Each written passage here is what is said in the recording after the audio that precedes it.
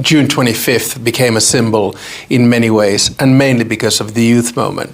I had the opportunity to speak to a number of NGOs, including leaders from that youth movement. So I got a pretty good picture of how they saw things. I also discussed this matter with President Ruto, and I got a picture of how he saw this thing. And again, if I may sort of commend Kenya for trying to solve issues that were related around 25th of June. Now, my second point is about democracy in general.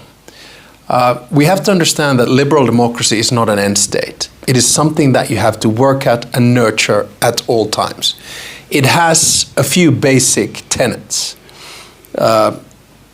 Elections, judiciary, separation between executive, legislative, and judiciary, rule of law, strong institutions, freedom of speech, free media, and free civil society. I think liberal democracy hasn't adapted to modern technology. So it was created, in the 1700s when everything was supposed to be very slow and cumbersome. And now we live in a technological world where direct democracy is much easier.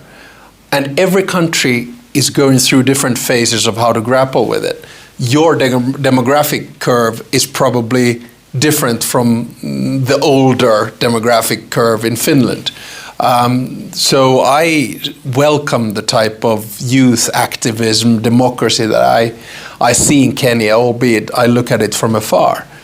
But look, there are right now liberal democracies around the world, in Europe, in North America, which are putting limits to the basic freedoms, what democracy is all about. And we have to be very careful with those things. We have to make sure they don't happen. And that's why I think rule of law is the basis of everything.